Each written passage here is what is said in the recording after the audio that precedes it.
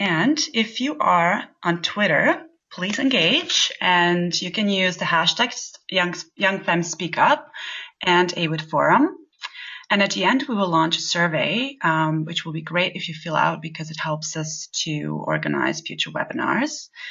And in case you are not a member, you can find out more information on at the awid.org website and join us there. And for any delayed reactions, questions, anything else you want to tell us, please feel free to contact us at membership@awid.org.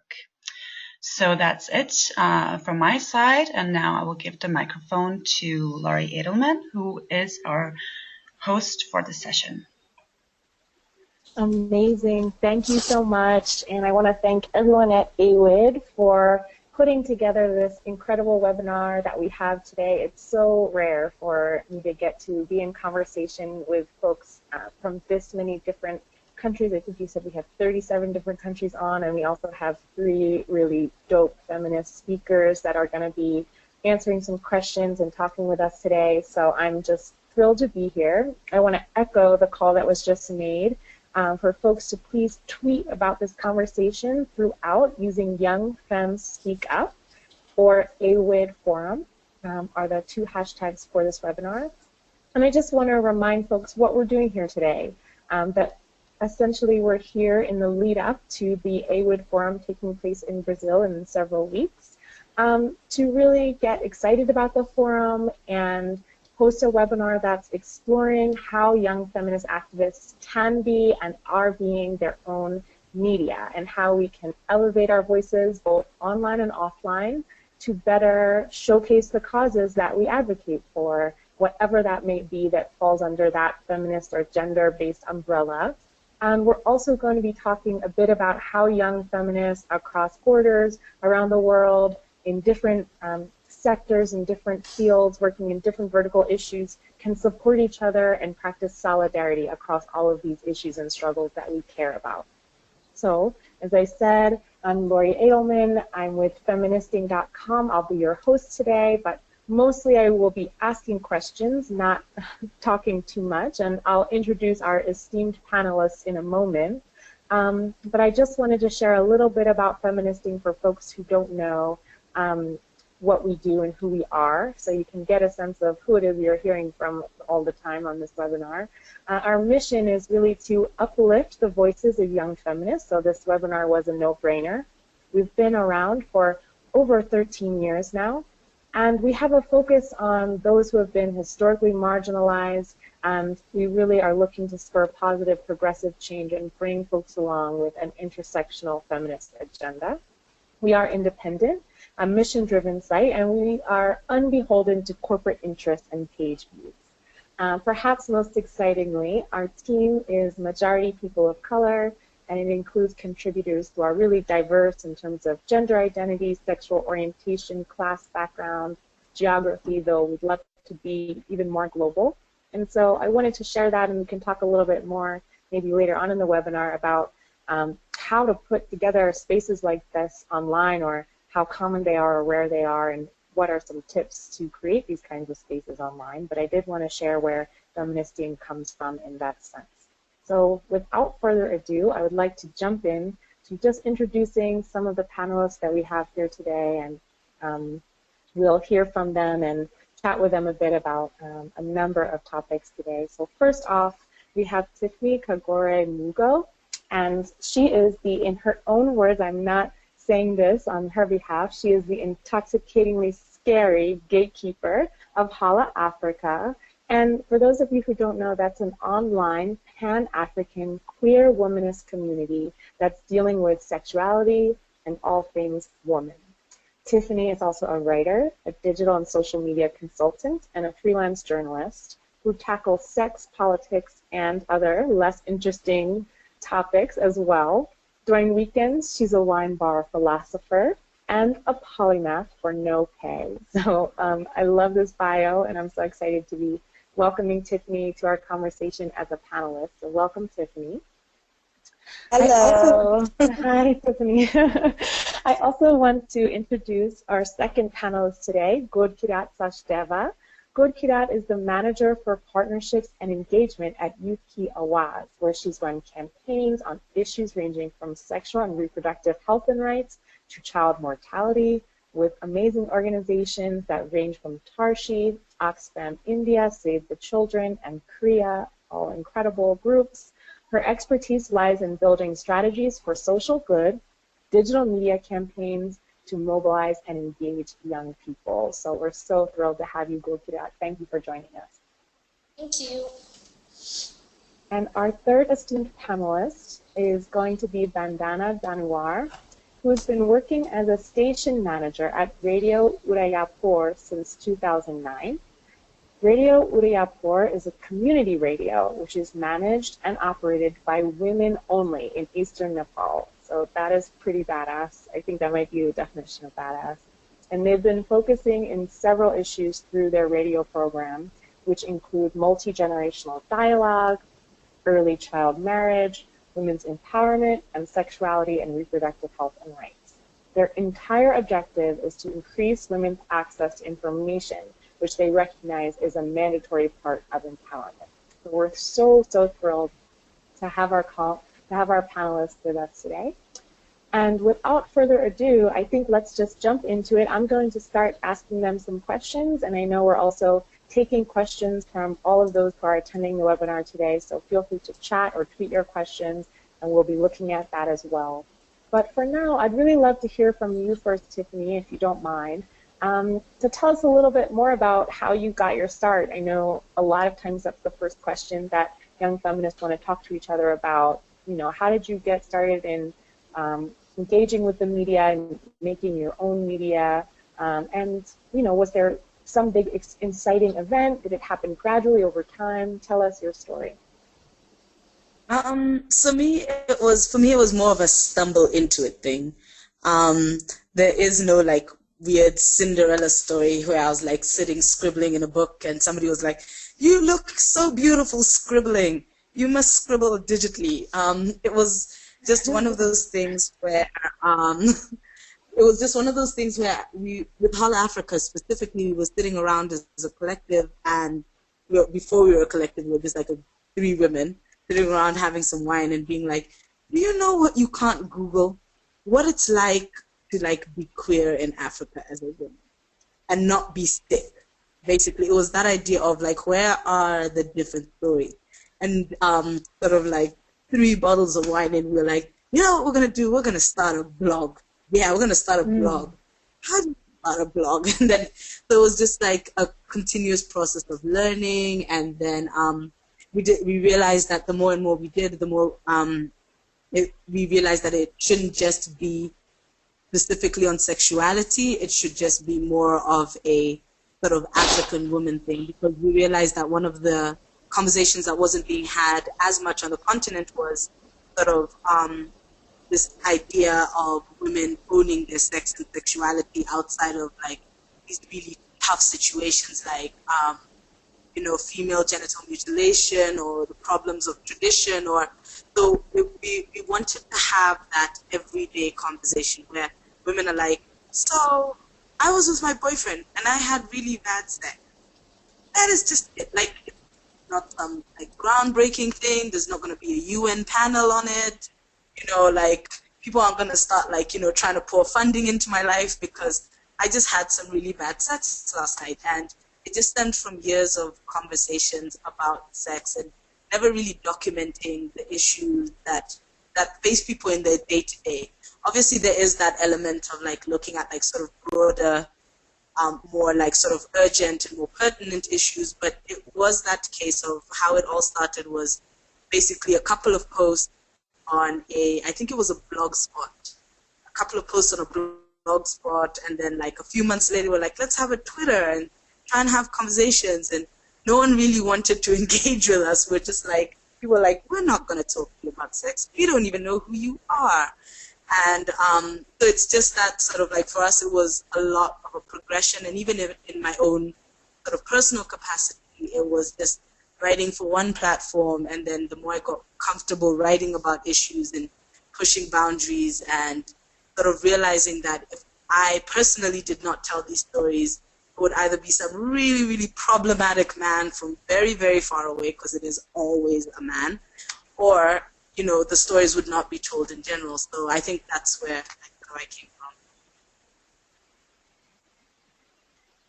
That's awesome. And you know what, Tiffany, I bet that there are a lot of people out there who can relate to the idea that maybe they've been talking about these issues informally with friends and whatnot before deciding to take matters into their own hands, as they say, go ahead and write about it online and start some media channels that way. So thank you for sharing that story.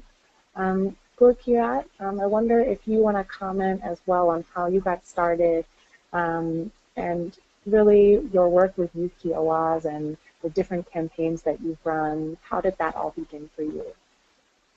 Okay, sure. So I had just gotten done with my master's, and I was pretty fascinated and curious to know that how media could be created for online advocacy. If we had to mobilize people and create social good on the internet, how could that be worked around? And that is when I started working with Youth Ki Awaaz 2 years back. And I have learned quite a lot over this time span, and I truly believe there's a lot of scope in terms of the conversations that we need to initiate and also sustain. About Youth Ki Awaaz, it is a crowdsourced media platform with the objective that there is a space that should be provided for young people to talk about issues that matter to them in their own voices. And as a platform, we started campaigns back in 2012 when we realized that there is exceptional amount of work, say, that is being done by organizations and with individuals, and it needs to be connected with larger audiences so that we can build communities that can care on these issues. How we model our campaigns are through strategic digital and offline interventions, with the basic idea that how, if we are working on an issue, how can it best be communicated, and provide a 360 perspective to it as well. Adding to the gender and sexuality angle to it, our endeavor to broaden the conversation on these issues, we recently launched a project called CAKE with the idea that we need to represent multiple voices which are young, feminist and queer, and these experiences need to be shared through original reporting and features, and with the idea of keeping again the conversation as inclusive, intelligent and fun. So that's been my stint with digital campaigning so far. That's fantastic, and I think probably the idea that young people need their own space for the issues that matter to them carries out in media and also other areas, so we'll pick back up on that soon. I want to ask, I know there might have been some delay, but was Bandana able to join us? I think that's a no. So we'll keep... Yes, Bandana is here with us. Oh, hi Bandana, how are you? No, glad I'm you're not here. Bandana, but Bandana is with us, so we'll just unmute her microphone, I think.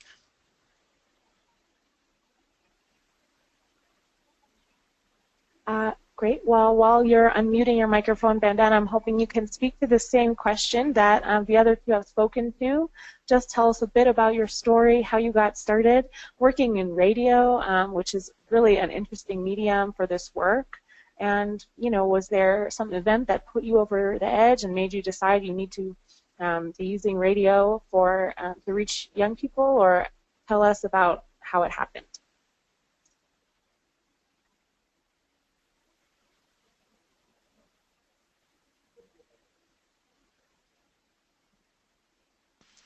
Okay, we're having some technical difficulties with Bandana, so perhaps maybe we can come back to Bandana when we are sorting out, after we've sorted out the technical difficulties. No problem.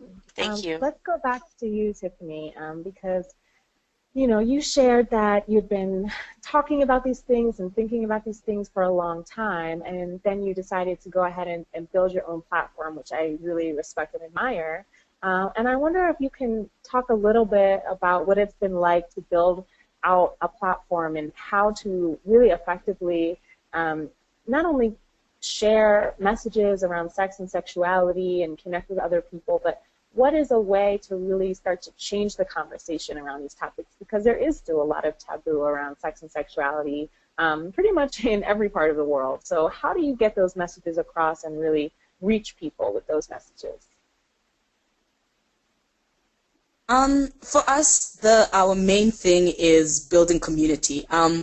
It's not so much, I think our main thing is like looking at how people can tell their own stories. That is our main thing. So it's almost like building from the outside in, because one thing we realized from starting Hola and from sort of engaging with people over the years is that there's still so many stories that need to be shared sort of almost internally. Sort of that internal memo needs to go out before we start doing external comms. So part of the vibe of Hola was just making sure that it's almost like building an archive of sort of the array of stories that are out there. And in terms of sort of subverting the narrative and also challenging ideas about sex and sexuality was the idea of quote-unquote normalizing things. So having such an array of stories that it's hard for somebody who is maybe doesn't identify with you in terms of sexuality can identify with you in terms of being dumped, or can identify with you in terms of not liking your boss, or can identify with you in terms of sort of something different, something sort of one can argue is everyday. So, because what we found with a lot of the narrative that was seeking to change and subvert like all these ideas surrounding sex and sexuality, it was this constant idea of somebody would put forth an idea and then it'd be like, but that's very alien. And it's like, no, but like, you know, it's not alien, it's everyday. And then people would try and shroud it in human rights and everything and blah and blah and blah. But what we found that the more that people just build stories, and I think this came from also within the Hola team's own personal experience, where like, I know for me personally, like when I came out, even that's a sort of strong set of words, but like it was a case of one thing that kept my life sort of moving and trucking was my friends realized that I was basically the exact same person that I was, and they could still identify with me on a whole lot of other things. It was just this one thing that was different. And I think that's the way we seek to tackle this. It's about having conversations. It's about almost digitally sitting down with people and being like, look, it's actually not even that serious. It's not even that different. It's not even that whatever.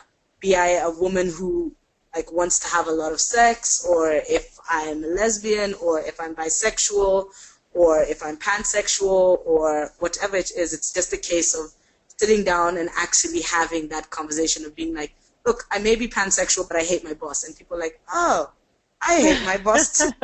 Isn't that hilarious? Awesome. So that's actually basically how we try to tackle it.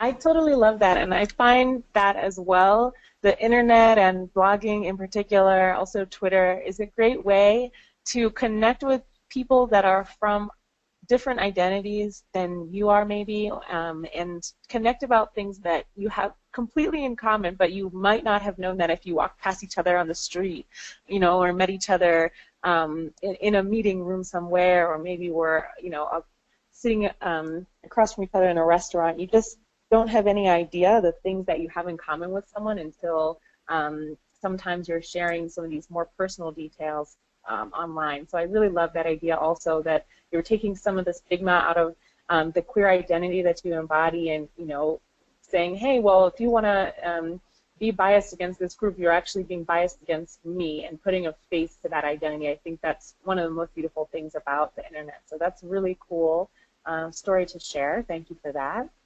And Gurkirrat, I wonder if you have a comment on this idea of changing hearts and minds and getting messages across as well, and specifically with a campaigning lens, which I think many campaigns these days that are digitally focused are often having an advocacy component where maybe you're wanting to say, hey, child marriage is not something that we want to be promoting in our community, or to change people's minds about the value of a youth voice. So how do you really get that message across with a good digital campaign? What are your secrets? Okay, so for us, say the primary tool of our engagement and messaging for any campaign or even as a platform is content. And we work on content that is, say, compelling. It's driven by powerful narratives and storytelling. And the power of a narrative has to be such that it sort of has a domino effect that encourages more people to talk, share their ideas, bring in their diverse perspectives, and that actually helps in creating, say, more opinions. And the idea is that with creating more compelling and action-oriented content, you can motivate large audiences to take action and advocate for issues that, say, you might not be personally affected by, but you can at least take stand for other people as well. And our idea, say, with all campaigns is that for the last person who's affected by those issues, how can you advocate and take their issues forward? So just like Tiffany mentioned, content needs to be key to any sort of messaging. Mm-hmm. Absolutely. That's really important, and I think I like what you said about giving folks an opportunity to actually take action, because I think sometimes these issues can feel very overwhelming when we hear the statistics or when we really feel the weight of patriarchy as it is sometimes, and we say, well, how can I begin to chip away at this? So I think that idea of giving people a way to engage is really powerful as well. I'm going to assume that the technical difficulties with Bandana are continuing, but please interrupt me if that's not the case, because I would love for her to join the conversation as well. But for now, maybe we can talk a little bit, because we've hinted at this already, that not all of this work is always 100% easy, and you don't build a blog or a radio platform or a successful social media campaign overnight. And I bet I'm very interested, and I bet a lot of folks on this webinar are very interested in some of the challenges that you've come across in your work, using media to do feminist work in all different forms. And what are the challenges you've come across, and how do you, what have been some solutions that you've been able to enact against those? Is this me? We can start with you. Yeah. Okay. So some of the challenges have been, well, for us personally, due to our context, is protecting our contributors and protecting people within our community. And we've slowly learned, and sometimes painfully learned, like how that the internet space can be a really brutal place, especially the bigger your platform gets.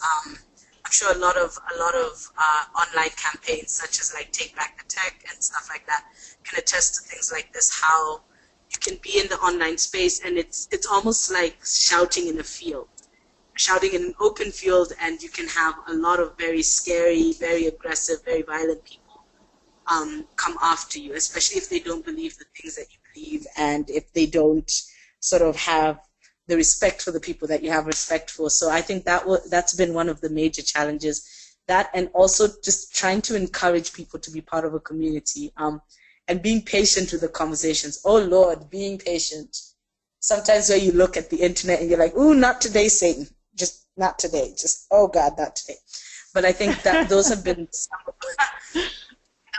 some of the challenges that we've, like from our side, have experienced. And we found them a lot less offline when we've taken our work offline, because due to the fact that we've been able to build sort of like this online community, it almost makes the offline community a little bit easier and a little bit sort of more concentrated. But the online community, I think that's one thing a lot of people need to sort of be cognizant of and just be wary of, that especially when you do build these sort of successful platforms, you do end up having sort of, with the good comes the bad. When you throw open the door, a whole bunch of good people come in, but then there's a couple of trolls who also come in, and it's just, that gets sort of like a little bit difficult and a little bit tiring sometimes.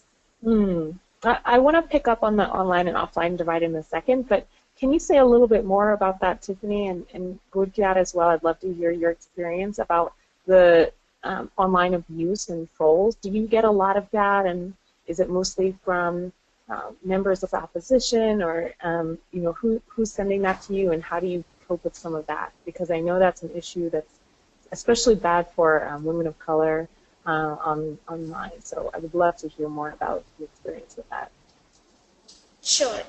So basically, to start with the challenges that we often face, one of our aims, say, whichever issue we engage with, whether it's something from healthcare to gender-based violence to education, we make sure that we also examine those issues from a gender lens, because that really gives an insight into how layered and how, say, deep-rooted and structural several issues are, and that requires constantly revisiting those issues from that lens. Also, one more criticism that we often face is that you are addressing the internet audience that is privileged and has access. They are basically apathetic. Why engage with them?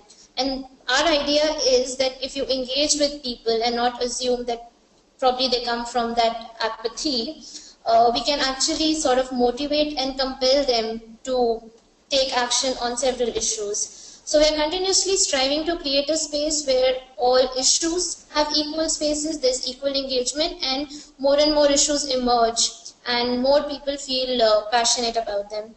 Regarding getting trolled and all, that is a problem. Again, what Tiffany mentioned, it's like you're shouting in an open field. There are some people, say, who would appreciate your efforts. There are some people who will join in. There are times when we also get trolled heavily. For us, we make sure that we have certain community standards in place to engage constructively. But our idea is to basically keep going on irrespective of the flag that we get in return. So how much we can, say, channelize that conversation and engage with people rather than assuming that probably they're just ignorant, but understanding also from what space and what socialization are their point of views coming from, because that is where campaigning also has an important role to play, that you address the people who are from the non-converted lot, who are not as connected. So I think that in itself, it's a challenge, but it's an opportunity which we definitely do tap into, and we need to continuously tap into if we want to change the larger frame of things. Right? I cannot tell you how many times I see people kind of preaching to the choir, for lack of a better phrase, online, and I think in the same way that it's the internet makes it easier to kind of bridge some of these gaps and reach out across identities, it also makes it really easy to silo yourself with people who already agree with you, which of course isn't going to get you the social change and the attitude change that you might be seeking as part of your advocacy. So I think that piece is really important too, to kind of listen to folks who have respectful disagreement.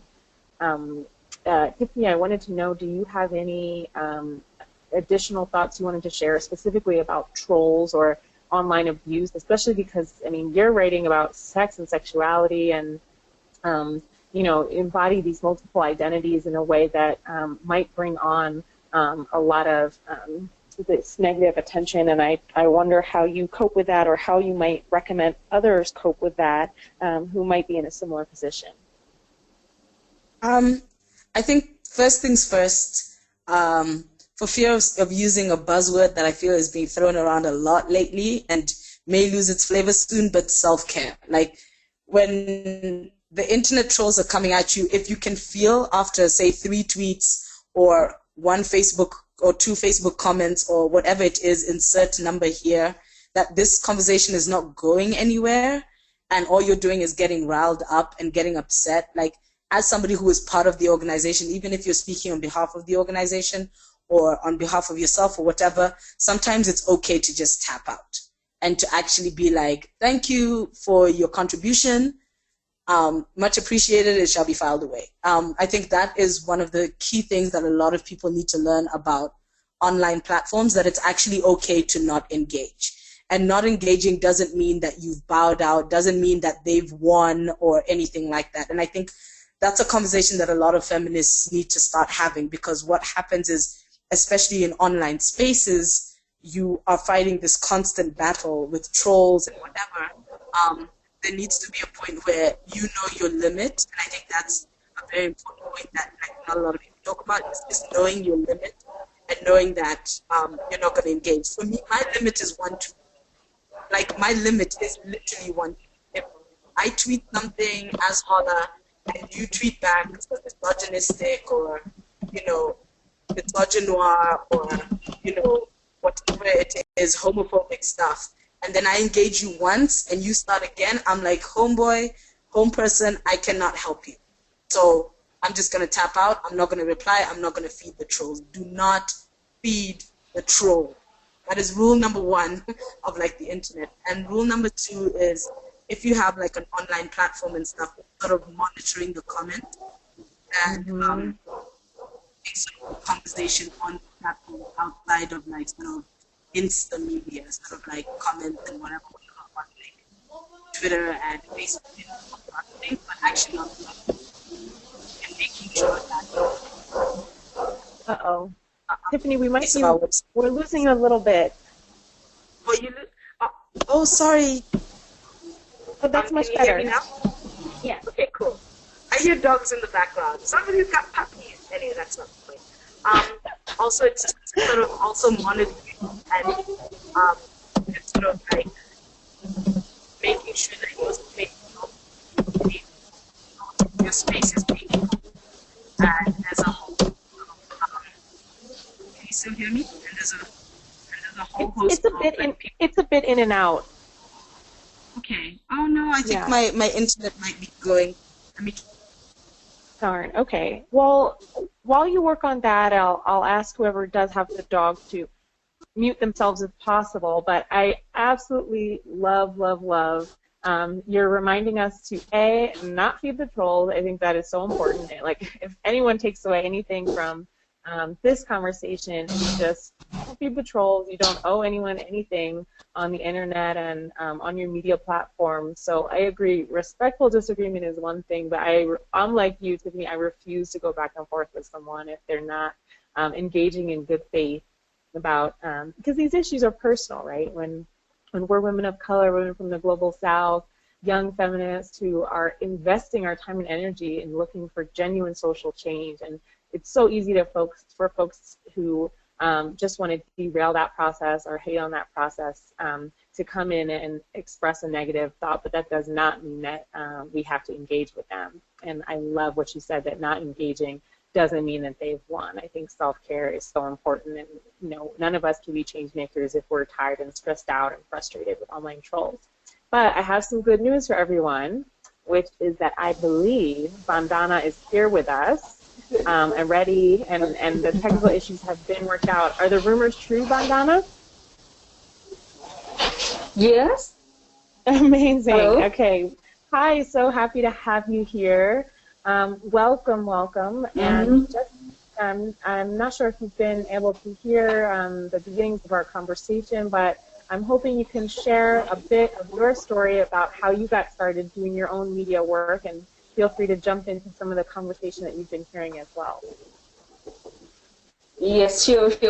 I'm very excited to sharing my experience, and I'm very happy to share my experience to worldwide and with you guys. So it's my turn now.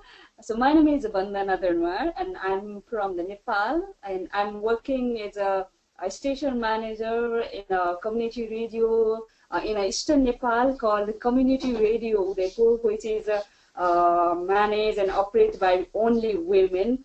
And in the Nepal context, it's out of the 273 community radios, 7 radios are the women-led radio, which is managed and operated by only women. And I'm working since 7 years in the community radio, and there is a short and so cute and so struggle story about the Radio Udayapur, and it's established in 2009, and its main theme is to provide access to provide access in information of women I mean, we trust and we believe that we consider that information is a big property, and the big information is big for empowerment, and we are working in the main theme is women empowerment and the empowerment. So there was a difference. There were very challenges and so many struggles to establish and running the Radio Udayapur, but we did it, and we have been doing it. I think when we talk about the women with the community radio, we should talk separately about the women participation and women participation within a radio content. Let's talk about the women participation first. There is a more women journalists in the Nepal, and yes, this is the true that women journalists are increasing, and yes, more women journalists are from the community radio. And I have not actual data, but more young women have been involving in the community radio as a broadcasters, producers, and presenters. In my experience, to operate and run community radio by only women is not easy, but this is possible. We did it, and we have been doing it. Many people had queries. They often ask to us, is there female technician also? And too many people criticize. Yes, too many people criticize us, dominate us, but we took this challenge as an opportunity and did not stop the path of broadcasting with the effective women participation. We talk about the women health, women empowerment, story about the success, story about the struggle. We talk about the kitchen, and we also talk about the politics and the economy from women perspective. I trust only women can express really women issues, and that's why participation of women in community radio or media is a women access to information. We are being able to raise direct voice of the voiceless women, and women radio station is effective as other radio station, even more effective of women issues. And in the context of Nepal, women journalists have contributed equally in the conflict time, disaster time, for the process of make constitution, and they face double burden. First, at time of the reporting, another is family torture just because of being a daughter and woman. There is not female-friendly environment in journalist sector too. And now let's talk about the content. More women issues are covering now, but still highlighted entertainment, the soft issues as a women issue. This is not fair. And news of violence, trafficking, rape, and other kinds incidents are broadcast without any consent and breaking the confidentiality. And we have been talking about the gender-friendly content, but still we have not been changing our content, our advertisement, our news, our PSA, our program going on the same like years ago. We should change the role of women in our advertisement. Why we always give a role to women as a kind, weak, and dependent people? So I think we need support. Why people talk about the beautifulness only? Why they don't talk about my work? And if everybody can support to women and the women journalists, and we need the support from our family. But here is not a women-friendly environment. Especially young women are facing the more challenging, and because everybody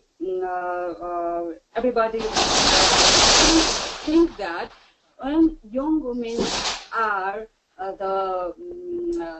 like fashionable, and they can't work properly, and they can't work professionally. So it's been a very challenges for us, but we are doing it. Especially, we are doing a multi-generational dialogue from the radio, and it's we are doing simultaneously through the radio and the field visit and the interaction, dialogue session, and etc. And we are managing different kinds of program, like and campaign, like Let's Go Home campaign. And it's Let's Go Home campaign is the interaction session with parents, stakeholders, youth club, mother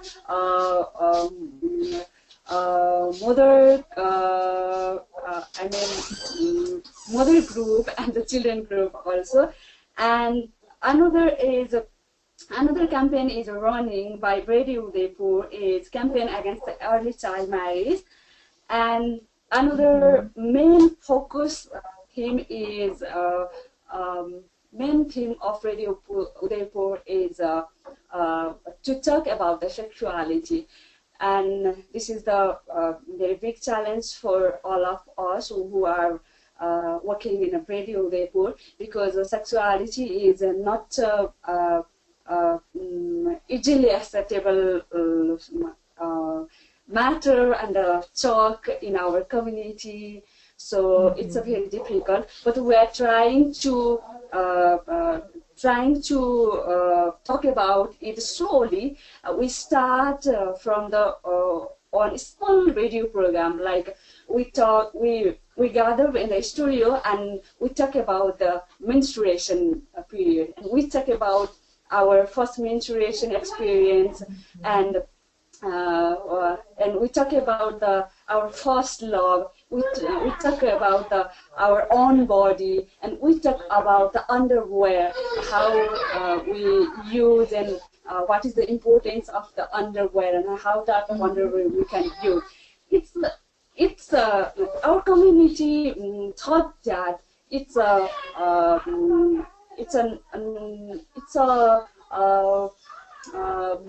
bad matter, but we are trying to talk about it in the community level. And also we are talking with teenagers, we are talking with adolescents, girls in a group. We are running a media centers called AWID Media Center. Its main role is to engage the youth in a same place, and there in the media center, community youth, especially girls, are comes there and work and learn in computer and language, and there is a dance class also, and we conducting different type of fashion and training. We show video there, and yes, that type of program is running and going on. Although this program, Radio Udayapur, obviously broadcasts a different type of program, which is broadcast all radio station and all media, like entertainment and news and PSAs are also broadcasting. But we have a different perspective. We have a women perspective, and especially we have a young feminist perspective. And we talk with our listeners, we talk our customers about our strengths and how we are doing differently, because I think now we have more listeners, but more are the young listeners, because right. our radio contents are prepare and broadcast, and target listeners are young. So young listeners are more than others, and our main focus and target listeners is women. So we are doing that type of work, and I already said we are working in a different field, and main is sexuality, campaign against child marriage, and multi-generational dialogue. I think our mother organization, which is our mother organization, Women Empowerment Resource Center, we called in a short form WRC, as WRC is a totally women organization, and there is only women activists who have a long experience of women activism, and who is working in a great grassroots in the community level. They are in WRC, Women Empowerment Resource Center, and all youngs are like us and like me. All young women are engaging in the Radio Udayapur. So our mother organizers and the Radio Udayapur are totally an example of the multi-generation, and this is the Bandana? best example. Yes. Yes. I just want to jump in because you're sharing so much amazing information, and I want to give everyone a chance to engage with what you're saying, because I think there's a lot of important points. And so if you don't mind, I just want to say that I think it sounds incredible to be doing so much around community radio in Nepal, and really it sounds like you're having to really come up against stereotypes about what it means to be a young woman, that young women are not just these, weak, dependent people, but that that they can have a role not only as producers, but and not only kind of as station managers, but also as technicians, and playing all of these roles. And then we need to see an impact on content on that. And I think all of these things you're bringing up are so amazing.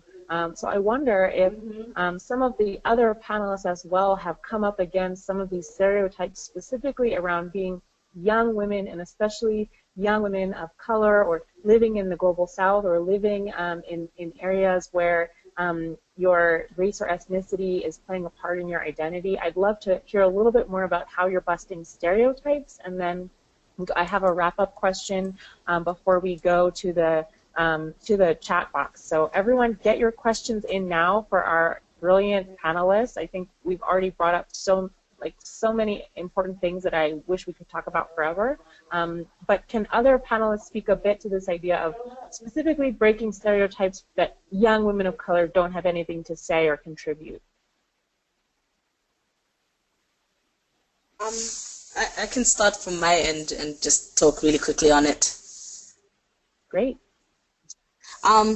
So I think for us, the stereotype that we try and bust, myth busting out here, is the idea that sex isn't for women in any way, shape, or form. So I think it's just that idea of that we personally try and constantly fight, is this idea that women have very little agency in sex outside of keeping their purity. So once you've handed over your purity, and then even if you don't hand it over, even if it's taken from you, that's still a conversation that needs to be had. So I think that's one thing we're really trying to sort of myth bust, and speak about the fact that women do have their own agency, and they do have their own ideas of pleasure, and it's not just about quote unquote bringing the D. Can we just be better? Yeah. So it's just so it's just this idea that women can own their sexuality, and that then spills into ideas of bodily autonomy and security and safety as a woman, and the ability to sort of speak on the present and the future of my body, be it whether I have sex 4 times a night, or if I have to now carry a baby at a time when I don't want to, or even if I have to sort of even be having to engage in marriage and being a child bride, and sort of it's all part of, like, I think what we're trying to combat is just this whole idea that women don't have any say over their body, be it politically, be it socially, be it economically even, because a lot of these child brides and things are actually, well, within the African region, are actually a lot based in the idea of trying to get money for a family that's impoverished. So it's just these notions that we're trying to combat from our side anyway. These issues are all interconnected. Like, that's why you can't just say, well, it's a gender issue. Well, it's also an economic issue. That makes total sense. So thank you for that. And I just wonder if, Gurkirrat, there are any myths, taboos, or stereotypes around young women that you are smashing or you think need to be smashed. Okay, so our core work, say, why we exist as a platform also, along with giving people an equal space to talk about issues, is also to bust stereotypes and basically challenge the conventional ideas, say, that we've been brought with, or our belief that this is how the world goes round and this is how you're supposed to function. So, say, from issues like what Tiffany mentioned, the fact that you don't have any, say, autonomy or agency over the choices that you want to make, to something as simple as, again, even bodily choices. And women are rarely taken seriously, at least at the beginning. There's this whole point that you need to, say, prove your worth. So whether it comes from your private spaces, whether decisions that you can take at home, to decisions that you take at workplace, to somebody constantly telling you that this is what you ought to do. These are the kind of stereotypes that we are constantly challenging. Menstruation has been one of our core areas of conversation, continuously engaging with people on how we need to, again, separate that, say, what is somebody's biology does not govern what they are, what is their ability and capability. So it's pretty much in line with what Tiffany mentioned. Absolutely. And I know menstruation is something that, Bandana, you mentioned as well.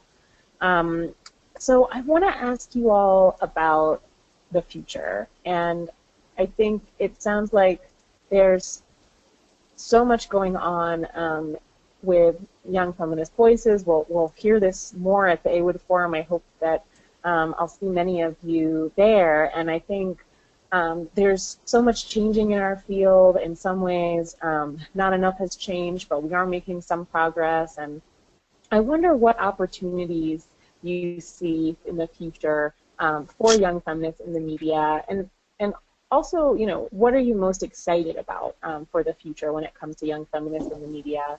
And then, AWID organizers, while they answer this question, I would just ask you to please let me know if there are any questions in the queue.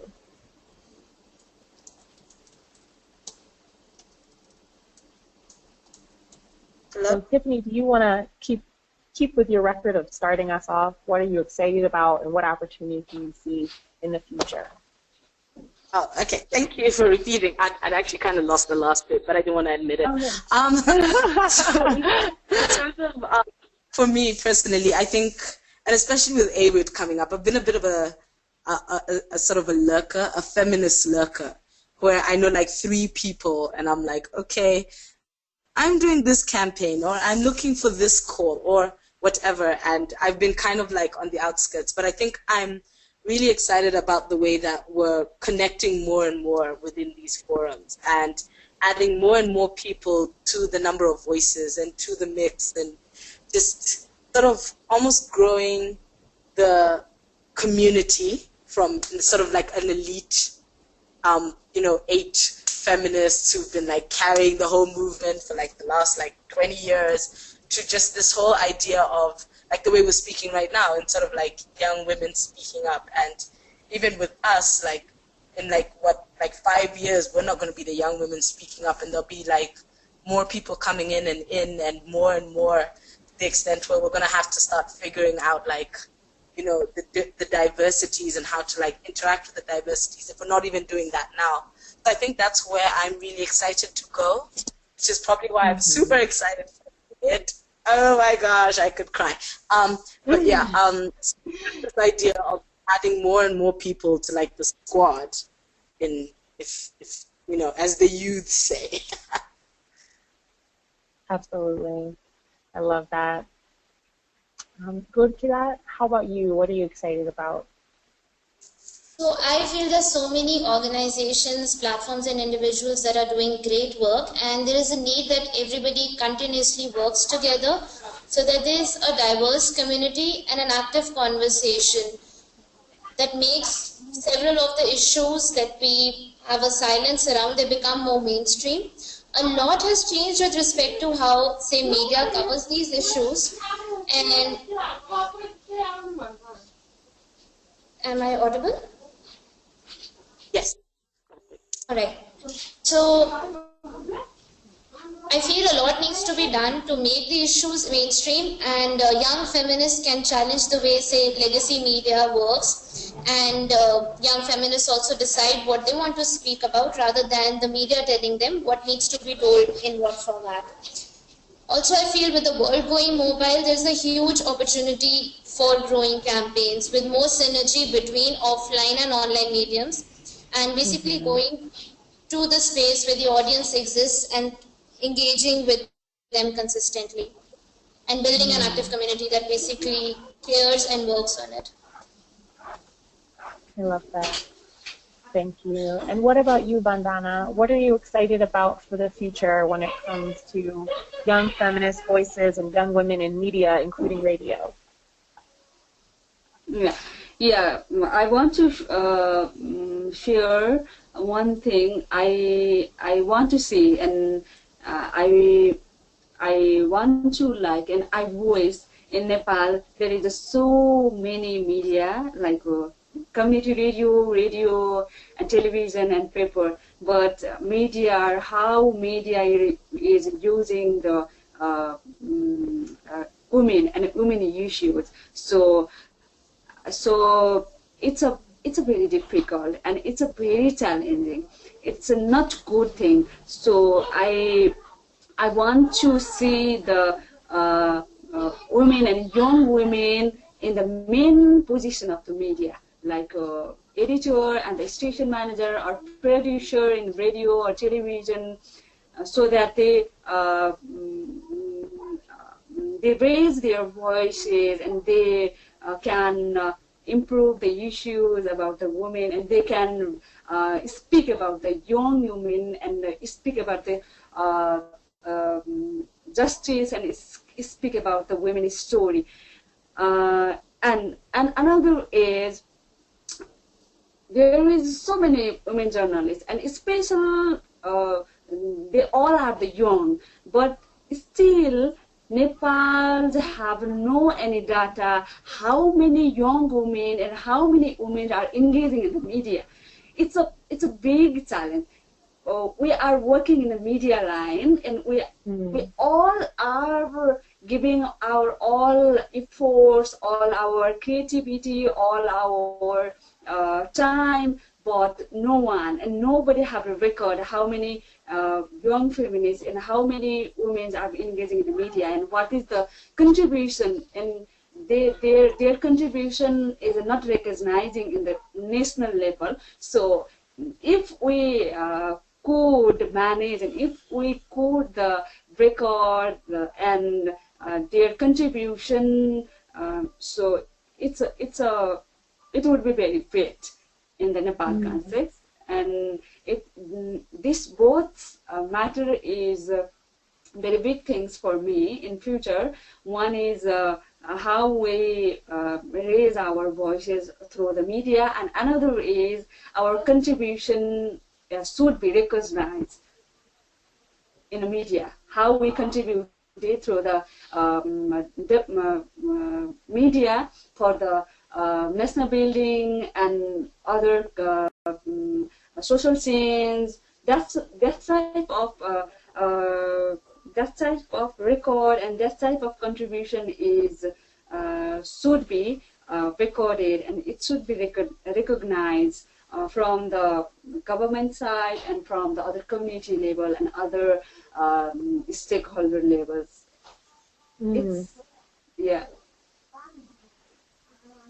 Love it. Thank you so much, Bandana. So I'm going to turn us over. So I'm going to turn us over to Nelly. who has some questions that folks have submitted for the panelists, and is going to let us know what those are. Thank you so much for that. Everyone, this was really wonderful. And thank you everyone who has been submitting questions. So I think I'm just going to read them out, but also I see a few trends. So I see that people, you know, wanted to dig a little bit more into the, you know, that whole idea of trolls and online trolling, and also dig into maybe some advice and recommendations from speakers. But let me start with, we had a question from Deepa who was saying, how do we build a campaign that is taken seriously? One of the challenges that she sees is young feminists face, not being taken seriously for the hard work that they do. So that's one really interesting question. Lori, should I maybe keep going with the questions and we take note, or do we want to take it one by one? I think it makes sense to read out a couple at a time and give the panelists some time to think about them. Great. So another question we had from Asma is, how do you throw out that hook of engagement? How do you start constructive engagement outreach? And also from Asma, she was saying that Tiffany also mentioned that nobody would talk to them on Twitter in the beginning. How do you engage? How do you do that engagement? How does engagement change? So that I'm going to take those maybe 3 questions, and then we can get to the rest of them. How does that sound? That sounds great. So just to, can you just summarize them one more time, Nellie, for folks to jump in? Sure, yeah. So one is around how do you build a campaign that's taken seriously? How do you engage people constructively? You know, how do you start a constructive engagement outreach? I would like to go for the first one, where you say that how do you build a campaign that is taken seriously. Again, there's only one thing, that you just go for it. There will be several challenges. You would be told that, say, probably this issue is not important, or say my advocacy is better than yours, or there are more issues that one should concentrate on. But the only way to basically be taken seriously is be at it. There are no two ways about it. That's what I would personally feel. Also, having, say, the theory of change for your campaign pretty much in place. Say, why do you feel so passionately about one issue? How can somebody else join in, and why should they feel the same? To build that sense of need and that urgency that this is something that you need to wake up to is something that you need to continuously be at. And I think it really is what determines.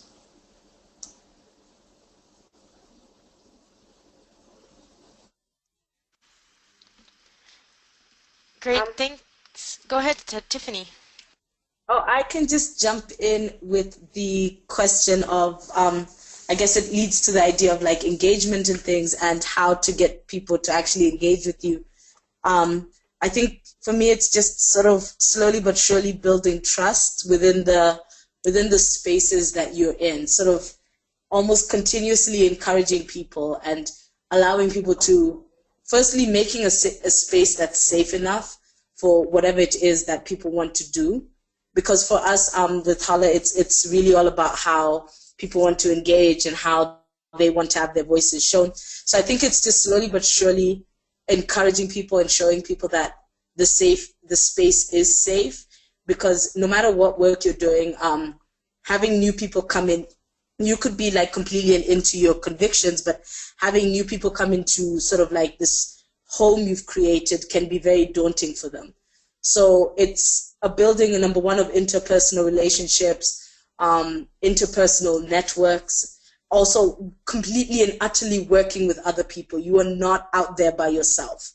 And as you can see from this like webinar, that you really are not out there by yourself. And often people will have already started, even if they're not working exactly in the same lane as you, they will have already built networks in which people feel safe, because organizations, any movement, any campaign, anything is built up of people who are in a very big old scary world. So if you can use the partnerships you have, use the people you already know, use the networks you have, if you do have access to that, that's always the best way to get people to engage, get your campaign out there, get your work out there, get your everything out there. I think for us, that's been one of the biggest blessings for like the work we've done, is actually being able to build partnerships and actually engage with people like on a partnership level.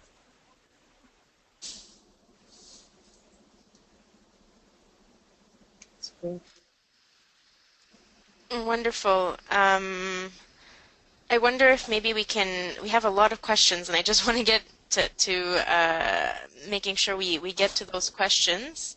There were there were two questions we had on here that revolved around, I guess, trolls. So there was a question around how can we convert trolls to supporters? Is it something worth putting energy into?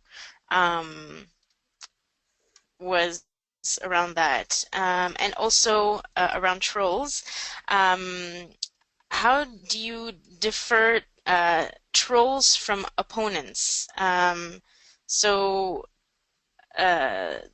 There was a question around, for some reason, even the most privileged opponents use hate speech, at least on Russian Facebook, and responding to it was the way for most feminists and LGBT bloggers to gain viral popularity, sad but true.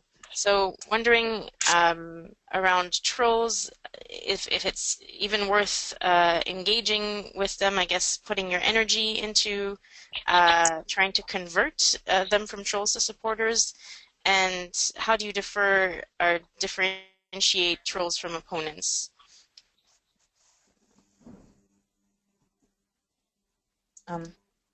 Anyone want to take that on? Okay, I can have a stab at that. For me, in terms of converting trolls into opponents, sometimes actually that can be some of the most rewarding work. Like it's like hiking, I guess, for me, hiking or mountain climbing or climbing Everest. If you can do it once, God have mercy, put it on Twitter, put it on Instagram, put it everywhere. But it's not something that you should try and do every day. So it's almost like, again, it goes back to that vibe of knowing yourself. If you've had a particularly tough week, you've had a particularly tough month, hell, if you've had a particularly tough year, don't make converting troll your thing, because there are middle ground people who need just as much love and work.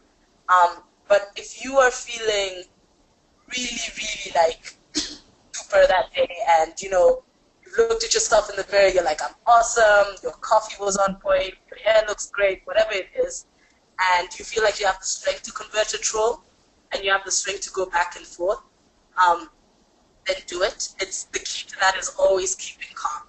Always keeping calm, because the key to trolls is they're just trying to get a rise out of it. That's basically it. And if you can, and often they will have people following them who genuinely believe what they're saying, even if they don't. So if the people following them can see your conversation and see how you turn a troll, then that can actually have bigger repercussions than just turning that one troll. But if you don't have the strength to do it, then don't do it. That would be my sort of advice on that. And in terms of trolls versus opponents, you can tell from sort of an opponent can also be a troll, as like somebody said in the comments about how opponents can use like really hateful language. But then that's when they become trolls. But a true opponent will actually try and engage you, and you can see that they're not just spewing rubbish, and they're not just spewing hate speech to sort of like get a gut reaction. You can see that it's what they genuinely believe, and that's sometimes easier to work with, and it's sometimes hard to spot, but it's really, for fear of sounding like very like wishy-washy, it is very a feeling where you can see that this person really just doesn't need to talk about this, or just needs to engage with this, or it's a genuine misunderstanding, whereas some people just go on the internet to be mean, and when people are going on the internet to be mean, you can actually do that. So yeah, but if also the idea of using trolling or whatever to gain popularity, it really, really messed up, but it does sometimes, a lot of the case, open up a space for like conversation, because trolls often attract people who think that they have the same ideas as the troll, but don't know that the troll is just trying to get a right on them. So yeah, that's my advice. Okay, my 2 cents to this would just be that, see, engaging is a must, but there are different levels of engagement as well. And when engagement becomes violent, it is a good time to basically withdraw your energy. It's also about, say, the language that we use while engaging with people who could be people who are trolls or opponents for that matter, where you don't take a top-down approach, but you also make them feel like you're ready for a conversation. On our Facebook engagement, we have seen that there are some opponents who did become supporters because they had some level of willingness to understand the other side of the story as well. If that scenario does not exist, there are some obvious signs that such a scene is not going to come up, then it's best not to put any energy in it. Also, there will be trolls all the time, and there will be some people who will pull you down. Opposition also means that the content is reaching a wider audience, and also to those who are probably not converted or on the same page as your line of thought might be. So, and we've also seen that when you have an active community, also who feels safe, what Tiffany had mentioned, there's a safe space and there's an active community. We've also seen that the community rallies together and trying to convert a troll. So it's a good idea at the end of the day to rely on those positive energies and support that you have.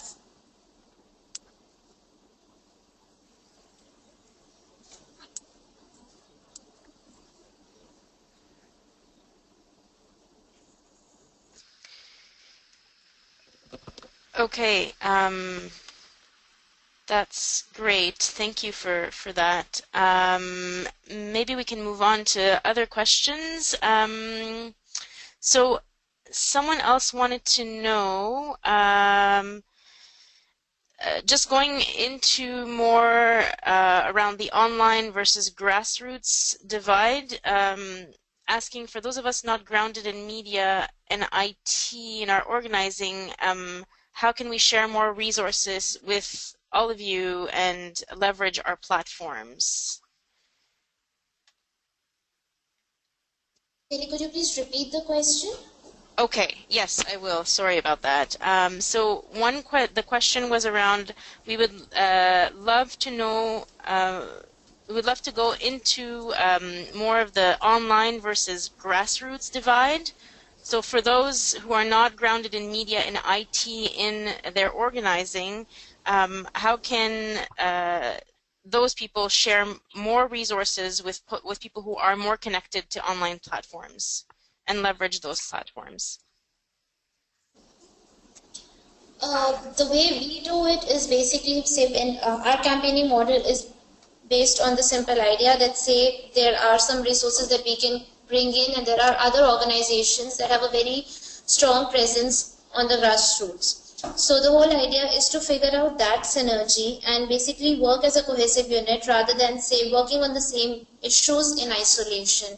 So basically figuring out that synergy and figuring out how we can bring in more collaboration in our advocacy is how we go by our campaigning.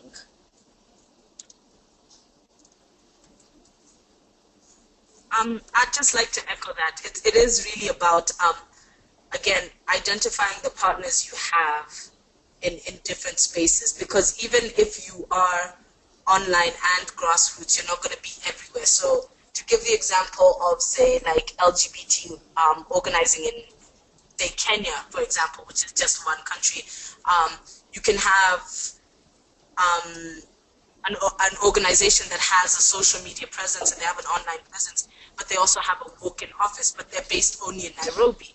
So what about their partners? So what about the people who are, like, say, in Kisumu and sort of more out there areas? Like, it's how do you maneuver that? So it's just a case of understanding that you can't do everything by yourself, number one, no matter what social media presence you have or what size office you have. And it's just a case of reaching out in terms of, like, finding these online platforms, because if they are online and they're, like, really like prominent and stuff, they'll have a lot of ways to contact them. And then it's also a case of even online platforms not feeling like too digitally sexy for their own good and being like, no, but you know, we're reaching hundreds of thousands of people per tweet type thing.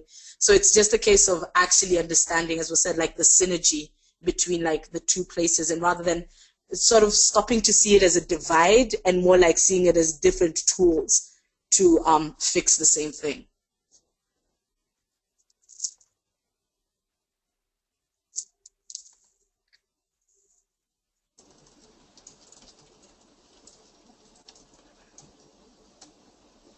Okay, great. Thanks for that.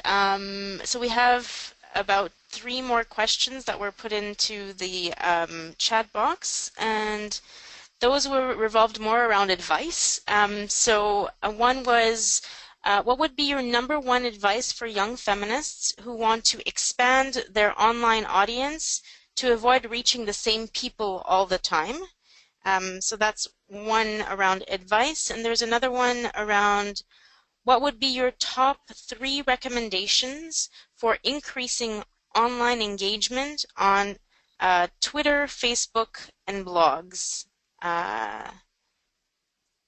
Yeah, so maybe #1 advice, and then top 3 recommendations for increasing online engagement.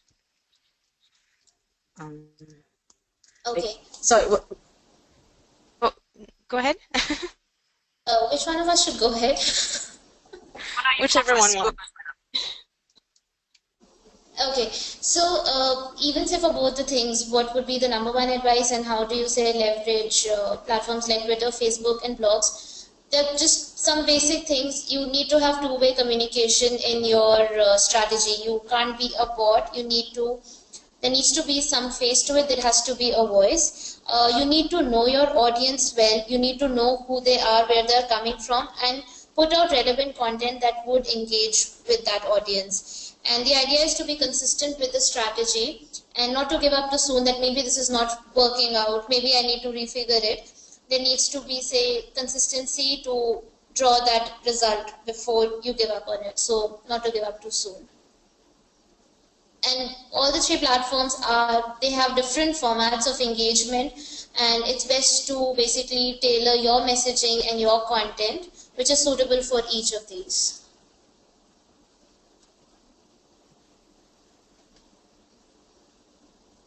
Yeah, no, that's pretty solid advice. Like that is pretty solid. Like all I'd add on to that is also constant engagement.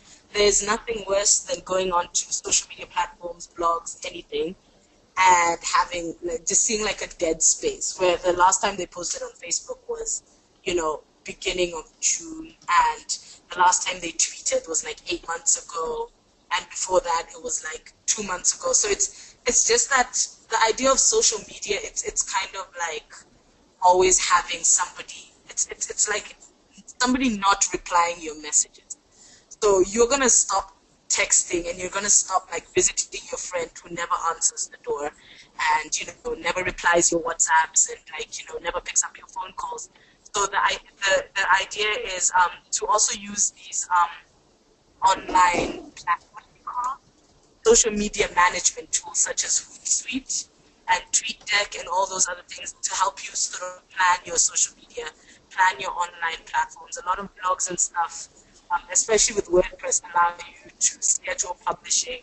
So even if you're not sitting at the computer, then you can actually still have content going out. And as was said, like, it's about just planning, mapping your progress, having constant engagement. When people tweet at you, tweet at them back. With also finding partners on the online spaces. That's a really, really, really important thing. Finding people who speak about the same things as you, want to engage in the same things as you, following their conversations, encouraging them to follow your conversations, having conversations and not constantly just speaking at people, because it is about engagement at the end of the day. And yeah, that's basically what I would suggest. Hootsuite is your best friend. Always note that Hootsuite is your best friend. That's excellent advice. Okay, so we are noting that Hootsuite is our best friend. Great. Thanks for that. So another question was around what's the best way to convert online engagement into offline engagement and vice versa?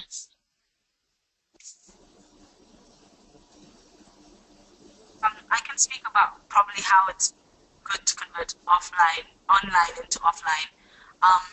It's wherever you're based, because we do work Pan-Africanly, but we're based in South Africa, so what we're doing currently is having a series of safe sex and pleasure workshops.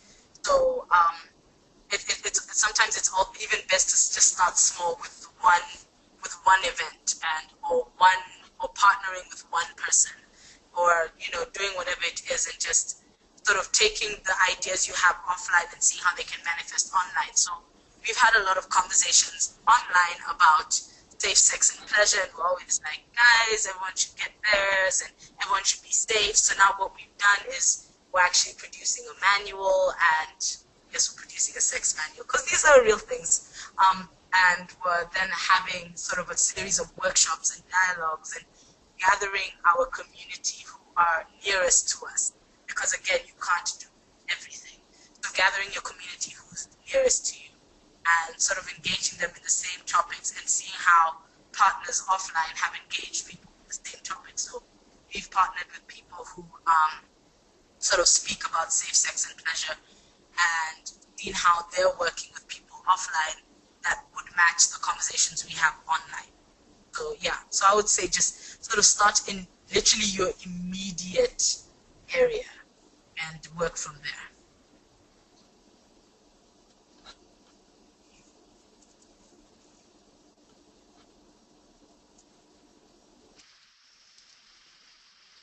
So this is Lori again. Wanted to jump in, and I'm sure from Nellie there might be more questions in the chat box, but I'm conscious of time and that we're nearing time for our webinar. So I wonder if with the maybe next and last question that we can go to for our columnists is just for folks to give one last word, really a sentence on any last pieces of advice or topics that we didn't touch on in our conversation, and then how folks can keep in touch with you and your work. And I would be happy to start, so I'm not putting you on the spot. I really love today's conversation. I really feel that there's so much good that comes from young feminists connecting with each other, sharing information and resources, and I just love everyone's candor and everyone's excitement and energy in talking about this work. So I'm appreciative of all of you. The quote-unquote advice I would give is for everyone to kind of shut out the haters and not let anyone deter you from lifting up your voice in the space that you want to. I think it can be very scary at first to be out there in the open sharing your opinion and going against some of these stereotypes about what you should be doing. So my advice would be go for it. And to engage with Feministing and keep in touch with me, I'm on Twitter at Adelman, and with Feministing we do have a community site where anyone can sign up for an account and post immediately after their account is approved. So I encourage you, if you're a budding feminist writer, to come and find us online and engage with us there. And I'll go to Tiffany next to share your last piece of advice and how folks can stay in touch with you. So my last piece of advice would definitely be just keep on going, keep on doing whatever you need to do, but also know that tapping out, be it for a week, be it for a month, be it for a year, is a very legitimate thing. It is so legitimate. And it doesn't mean that you failed the movement, and it doesn't mean that you punked out, and it doesn't mean that you're being the worst, and it doesn't mean that you're being lazy, because this idea that we must constantly keep going is not a real thing. I saw this thing once where you can't pour from an empty cup. So if you need to take a day or a minute or an hour or a week or a year, just do it. Do what you need to do. I think that's the most important piece of advice. because as women we're really told that we're not allowed to take a moment for ourselves. Yes, we are. Yes, we are. In terms of staying in touch with me, we are on Twitter as HOLAAfrica, HOLAAfrica,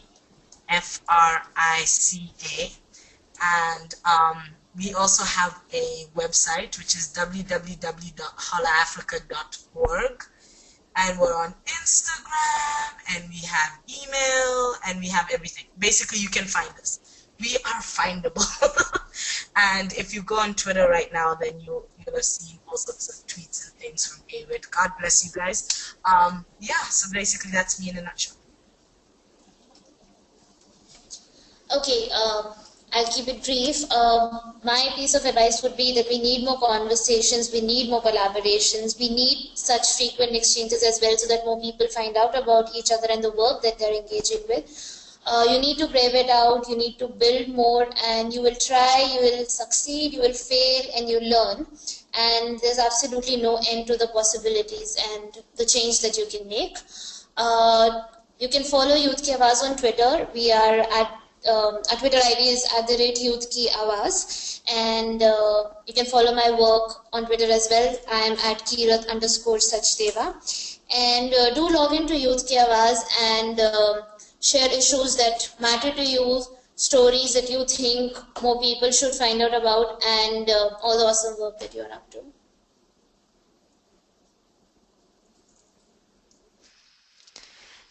Thanks so much to Gurkirrat and Tiffany. Unfortunately, we lost connection with Bandana at the moment, but she was really excited to be part of this conversation. So I'm sure we can also share out information when we're sending out details after this webinar about also the Bandana's radio in Nepal. Yes, and to fill out the survey. But yes, thanks to you both.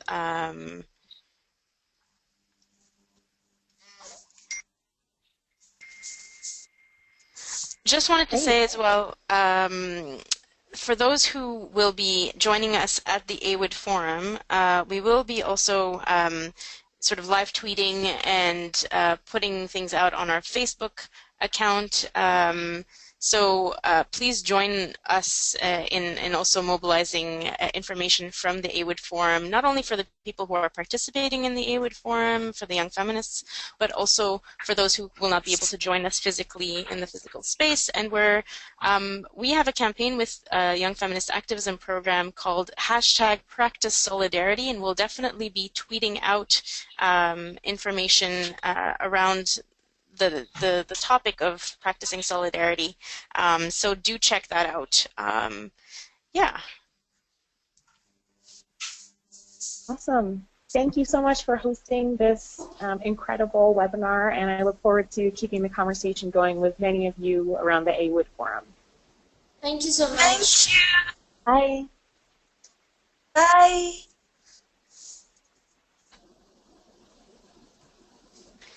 Thank you for everyone who has been with us throughout this entire webinar. And as Leila was saying in the chat box, please do fill out the survey to help us improve on these webinars. Thank you, everyone, so much. Thank you.